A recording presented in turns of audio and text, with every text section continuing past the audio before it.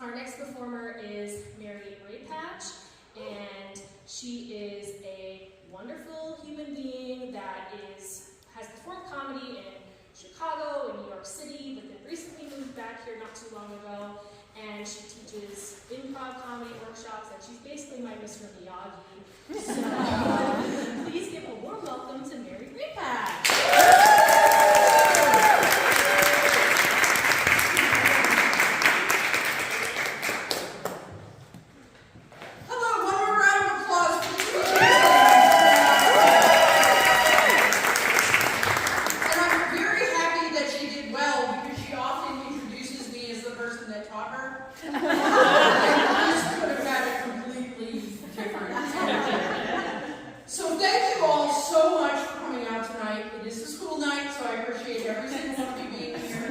I know we have people from all over. I even saw we had some people here from Luzerne County. They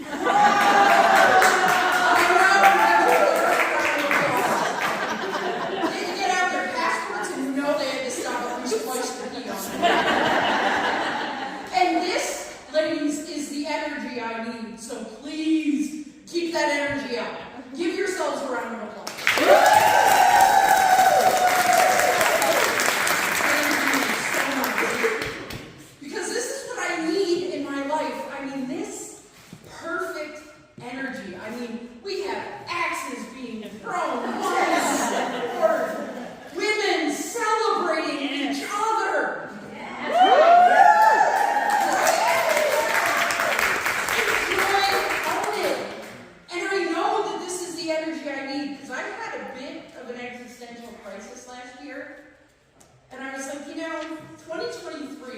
I am going to do things differently. Completely differently. So you know what? I decided this is the year that no matter what I am doing, I am going into it with the unearned confidence of a straight white man.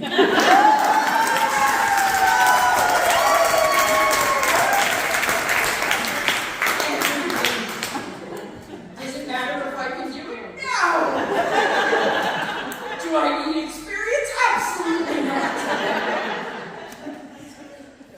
And I know this because last week I went to a show, and I know a few of you in the room may be comics, and I have to explain this show to people that were there, because it was a 25-year-old dude talking about his dick for 10 minutes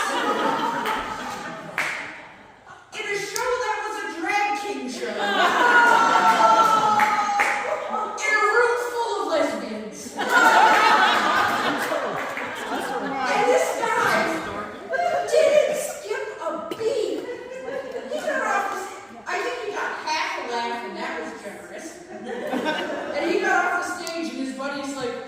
Sorry, dude, they just didn't get it. No, Trevor, they didn't want it. And alright, not all of you in this room are comics, so maybe we can look at this from another perspective. So I do have a day job that I love. But for the last 20 years, I've been in and out of different positions where I've had the benefit of interviewing candidates.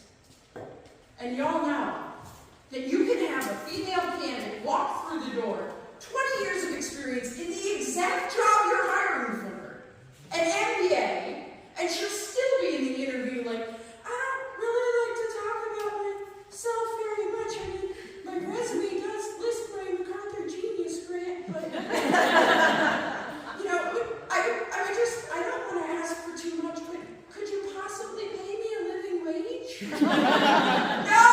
Fuck that! No, ladies, if you are looking for a job, next time you need to go in as Kyle.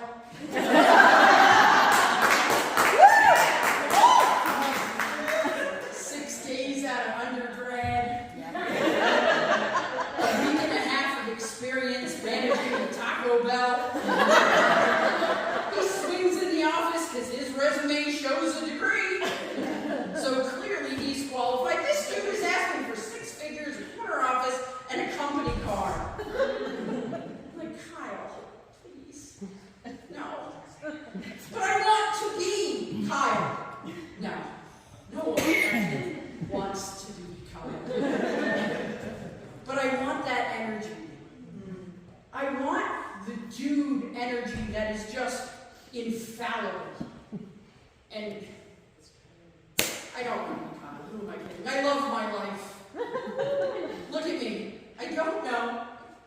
a good time to say, you guys might not have guessed it, but I'm slightly queer.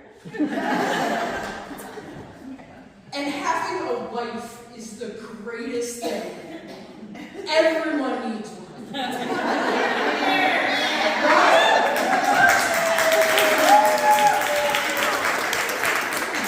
love that because every single woman in here with a husband is like, yeah, I had to put stuff in the microwave. And I had to check the thermostat. And look, I know I married up. My wife was a college professor, and I broke my arm tripping over a cockatiel. And I truly believe that sexuality can't possibly be a choice, because quite frankly, I think there might only be 6 straight women. I mean, look, back when I was younger, I used to go to the gay bars, and I would see these beautiful women with these schlubs. And I'd be sitting there drinking far too much and wondering to myself, who are they? And how do I get to be one of those schlubs? And then it hit me that it is not just the gays.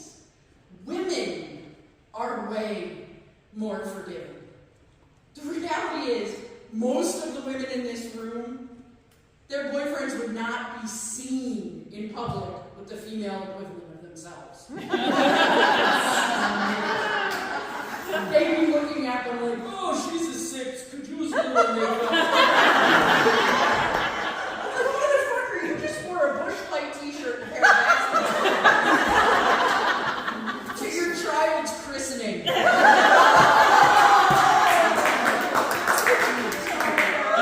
I want that level of confidence. I mean, one of my friends last week, again, can I mention, I am so grateful I have a wife. Husbands seem so exhausting. And my friend's husband said to her last week, you know, you don't look like you did when I married you. I know. Meanwhile, I should stop to say, this woman has had 2 children since the wedding and has put on 10 pounds. This motherfucker is 350 in these accounts. And for anybody that is worried, look at me, this is not fat shaming. This is him shaming. Dude, that woman carried 2 humans. The only thing that ever rested in your belly was an undigested bucket of KFC.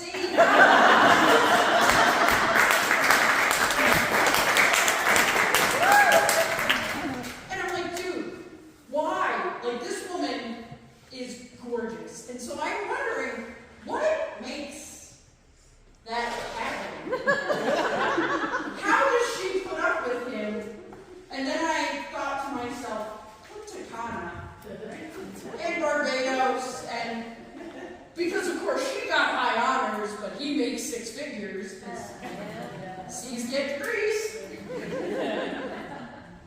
And I want that for my wife, but the problem is I've spent the last 20 years interviewing as a woman. So I decided a little bit ago, look, I gotta up my income, but I don't want to go with the interview thing. So let's do a little side hustle. I figured I'd start Uber. Great idea. If you want some good stories and very little. But I've learned a lot of very important life lessons along the way. 2 of which I would like to share with you. Now, number 1 is know the city in which you are driving. And its neighborhoods. And number 2, and this one, please, if you are interested, is the most important. Always, always ask, do you have crack on you today? You see, I learned this a little while back because I'm from Luzerne County, so I didn't know straight in its neighborhoods. Everything is downtown, right? No. Apparently there is a neighborhood called Pinebrook. I love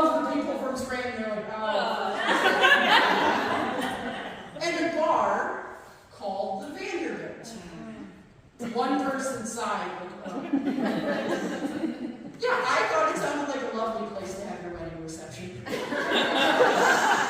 Apparently not. You see, the Vanderbilt, at least at the time, in Rhineberg was what they refer to as a crack bar. I know, you didn't know, just in case anybody wanted to know what they could do after the show. Literally right down the block. And I picked up people afterwards who were on my track and they're like, how did you not know? Can't be next Thursday. I'm sorry, I didn't get the memo. It wasn't in the Yelp reviews. Besides, I wasn't worried about whether or not there was a crack bar that I was picking somebody up. I was trying to figure out when the Flyers got in town and why their mascot was in my back seat. But when these people were telling me it was a crack bar, I didn't understand. Why do crackheads need bars? Isn't that why Southside has so many alleys?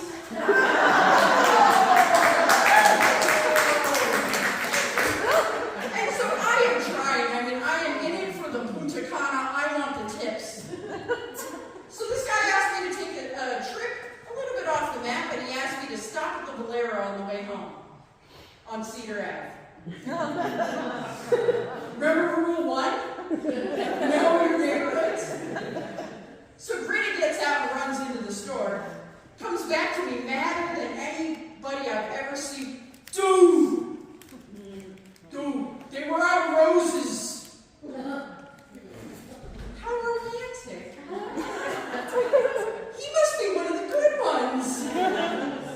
I then learned that apparently, for those of you not in the know, that those little tubies on the bottom of convenience store roses apparently make incredible crackers. I know you didn't know this was going to be educational. Again, the more you know, you got something to do after the show. Right down the block.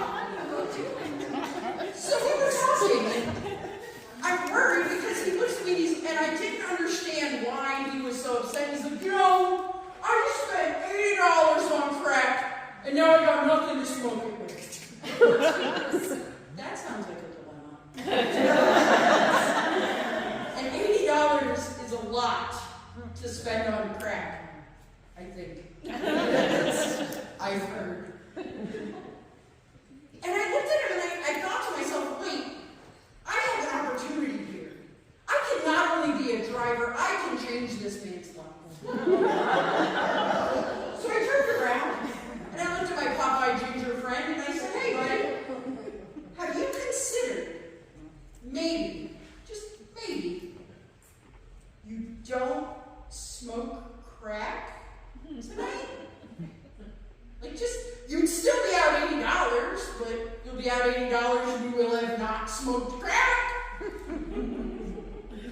And I think he listened to me. I mean, he was so deep in thought. I looked in that back seat and he was just like,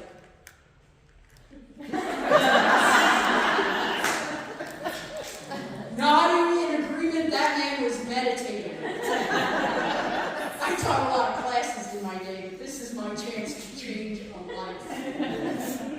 So I dropped him off at home, and I swear to you that before he got into his apartment, I saw him reach in his pocket, and he tossed that bag right in the gutter outside of his house.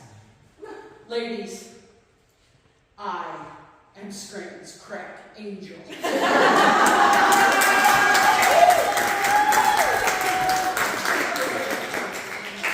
I was so excited about the difference I had made that I immediately called my wife to tell her what I had done. I was so proud.